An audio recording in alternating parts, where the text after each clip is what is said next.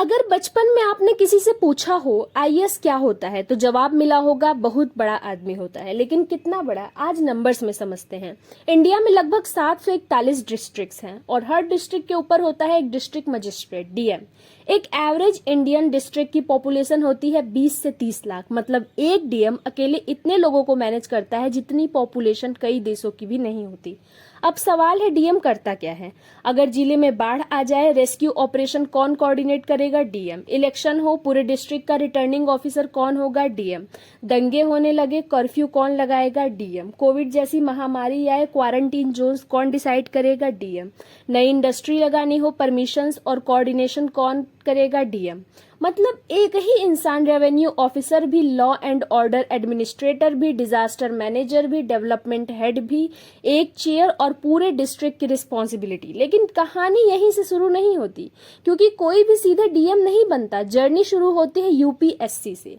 मान लो आपके जैसा एक 22 से 23 साल का स्टूडेंट यूपीएससी क्लियर करता है। उसके बाद आता है appointment letter president of India की तरफ से। फिर ट्रेनिंग के लिए जाना होता है। सुबह 6 बजे पीटी, फिर lectures, law, economics, public administration, disaster management और फिर सबसे इंटरेस्टिंग पार्ट भारत दर्शन। पूरा इंडिया घूमकर ग्राउंड रियलिटी समझना। नॉर्थ ईस्ट में इंसर्जेंसी मैनेजमेंट, राजस्थान में ड्रॉट रिलीफ, कोस्टल एरियाज में फिशरीज एडमिनिस्ट्रेशन। 2 साल की ट्रेनिंग के बाद ए यंग ऑफिसर को मिलता है पहला इंडिपेंडेंट चार्ज, एसडीएम। सोचिए, 24 से 25 साल का इंसान और लाखों लोगों के एडमिनिस्ट्रेशन की जिम्मेदारी। Police coordination, revenue disputes, health department, education system, सबकी मॉनिटरिंग। फिर कुछ साल बाद वही ऑफिसर बनता है डिस्ट्रिक्ट मजिस्ट्रेट। अब पूरा डिस्ट्रिक्ट उसके अंडर, कभी 20 लाख लोग, कभी 30 लाख। और यही रीजन है कि लोग आईएएस को सिर्फ जॉब नहीं, रिस्पॉन्सिबिलिटी मानते हैं। फिर कैरियर आगे बढ़ता है, divisional commissioner, secretary, principal secretary, chief secretary और अगर कैरियर एक्स्ट्रा ऑर्डिनरी रहा तो कैबिनेट सेक्रेटरी।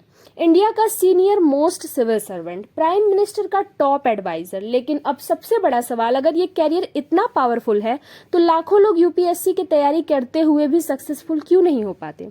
क्या वो इंटेलिजेंट नहीं होते? नहीं, यूपीएससी में फेल्योर की सबसे बड़ी वजह अक्सर इंटेलिजेंस नहीं होती बल्कि स्ट्रेटजी होती है। क्योंकि ये एग्जाम सिर्फ नॉलेज का नहीं है, ये कंसिस्टेंसी का एग्जाम है, पेशेंस का एग्जाम है, डिसिप्लिन का एग्जाम है।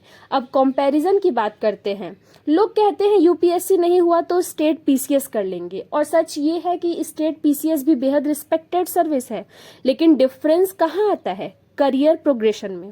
IAS officer generally larger administrative responsibilities तक पहुंच जाते हैं, वहीं स्टेट सर्विसेज में प्रमोशंस कंपैरेटिवली स्लोअर हो सकते हैं।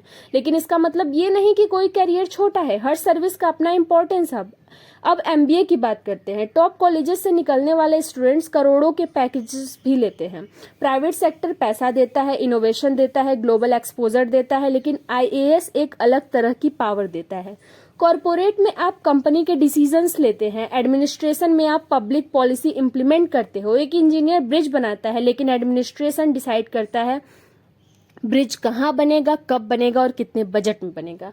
एक डॉक्टर हजारों लोगों का इलाज करता है, लेकिन पब्लिक हेल्थ पॉलिसी लाखों लोगों की जिंदगी बदल सकती है। और शायद इसी वजह से यूपीएससी सिर्फ एक एग्जाम नहीं है, ये उस आइडिया का नाम है जहां एक मिडिल क्लास घर का स्टूडेंट भी पूरे डिस्ट्रिक्ट का एडमिनिस्ट्रेटर बन सकता है। लेकिन आखिर में आईएएस होना सिर्फ पावर नहीं है, ये प्रेशर भी है, क्रिटिसिज्म भी है, 24/7 रिस्पॉन्सिबिलिटी भी है। क्योंकि आपके एक डिसीजन से लाखों लोगों की जिंदगी प्रभावित हो सकती है।